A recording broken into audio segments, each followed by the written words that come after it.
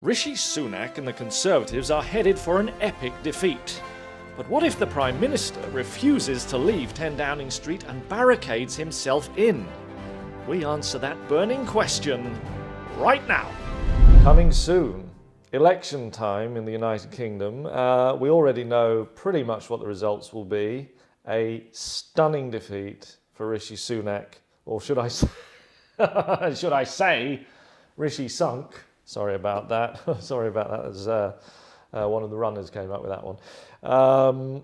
The Tories falling almost inevitably to a terrible defeat. And I'm rather interested in how the handover of power happens. With me, Toby Bawnsley, who is a supervisor to the Young Conservatives. Not sure how that works. And show regular Felicity Trebuchet, who's, there she is. She's our resident champagne socialist. I know you don't like me calling you that, do you? But fair enough. Toby Bawnsley, defeat, staring you in the face like a man that doesn't blink, like Elvis Presley before the Vegas years. Okay, staring you directly in the face, saying, "The wonder of you will be anything other than catastrophic defeat." I don't quite know where you're getting your numbers from, but every polling agency. Well, maybe you're looking at the wrong polls. Well, I'm looking at all the polls, all the polls, and the only polls. Our numbers are growing. If we set aside the idea that you think that you might not lose, which is sweet in a way. It's kind of the sort of thing a young Conservative, bright-eyed and bushy-tailed. Although you're not one. You're not. No, I'm just an advisor to the Young Conservatives. Okay. Yeah. So were you a Young Conservative? Absolutely. What's the cut-off point? Well, it's How more... old are you? It's more when does youth start and begin is the real question there, isn't it? 33. 33?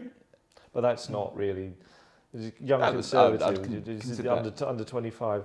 I don't want to get 30s downwards is fine. Yeah. I don't want to get bogged down on in how young a Young Conservative is.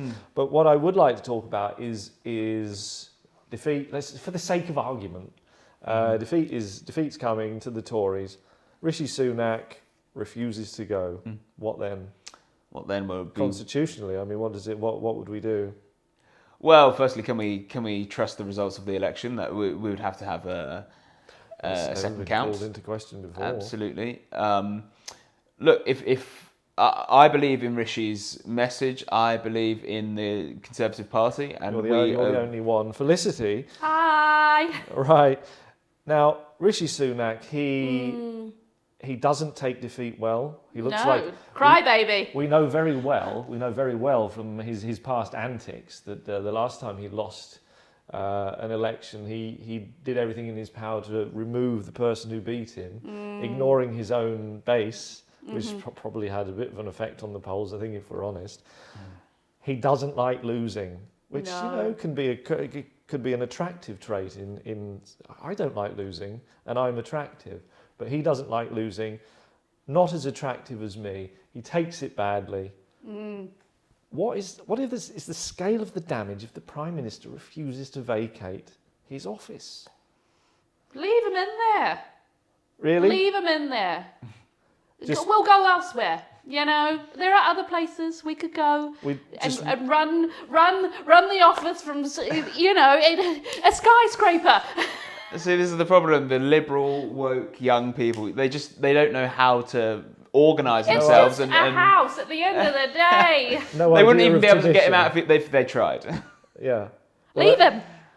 What if he does the whole Scarface, say hello to my little friend, he barricades himself in, he's got weapons. He says, "I'm not coming out, you'll never take me alive. We give up 10 Downing Street. We just say, you can have it. He'll get hungry at some point." And we'll lock him in.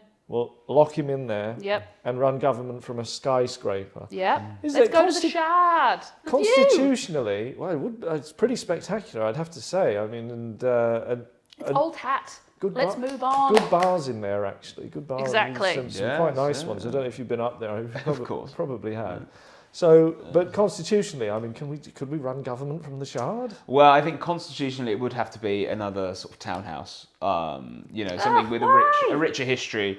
Because British politics has a deep ingrained history with it. And it thousands needs to be of run years. from a townhouse. Yeah, absolutely. I think it's only right. Well, who the hell lives at like number 8 Downing Street anyway? I mean, Have you never been? well, I don't know who you know. lives there. I've been outside. I can take you along sometime. Oh, very good, very well. Not for much longer, by the sounds of it. They won't let. You're a Conservative. You didn't win. Go away. That's what they'll say. Whereas I could rock up with my press accreditation and just say, I'd like to talk to the Labour Prime Minister, please. Do you know someone called Toby Bornsley? And they'll go, no. Who's that? They will. And I'll go, oh, he looks after Young Conservatives. He's advised to the Young Conservatives. He's advised the Young Conservatives, and they would Never say, heard of him. Yeah. They would say, don't have any of that. They'll say that, but they anything. hate the amount of young people I'm stealing away from them as voters. How many? 3? Our numbers are growing. Yeah, well, any number above 1. If a number goes from 1 to 2, it's growing. I think you'll all be very surprised at how well we're going. I think if you're doing well at all, I would be very surprised. I think that's absolutely true. Rishi's a strong leader. He may well be staying in there. Well, we've said he's got work to do. No, he may well be staying in there. But if we run it from so let's say we make a compromise with you. We don't go to the Shard. Look, at the end of the day, we can go to the Shard. Ridiculous. We can go to the Shard, but just not the governments. They run the government from number 8 Downing Street, provided he hasn't got an effective firearm and could, take pot shots. Just run it from number 8, just down the road. And you say, okay, so we agree. We need a different Georgian Townhouse. We're still just round the corner from Westminster, the Houses of Parliament. We can run it from there, and we ignore him. Doesn't he have to go? Again, this is a constitutional question that maybe you can help with. Doesn't he have to go to the palace and shake hands with the king and say, "Hello, Your Majesty, I'm not going to be the Prime Minister anymore." If he doesn't do that, if he refuses to do that, is he still technically the Prime Minister? Exactly.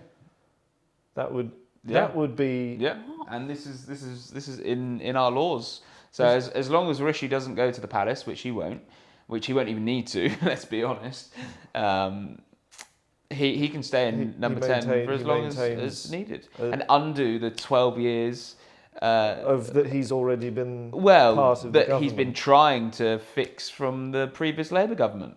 Oh, well, yes, that's true. I mean, if we go back to when you were actually a young Conservative, all those years ago, then yes, that would be interesting. Felicity, to bring it back to you, I suppose you would be delighted at the prospect of a Labour government, or not?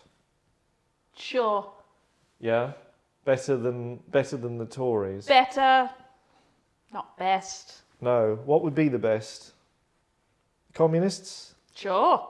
Yeah, even better? Ridiculous. Right, well, that's your opinion. I don't think anybody's going to vote for it, Felicity. I mean, this is my Look, we're moving, we're grooving, we're shaking. Let's shake it up. Let's see what we can do. I'm bored.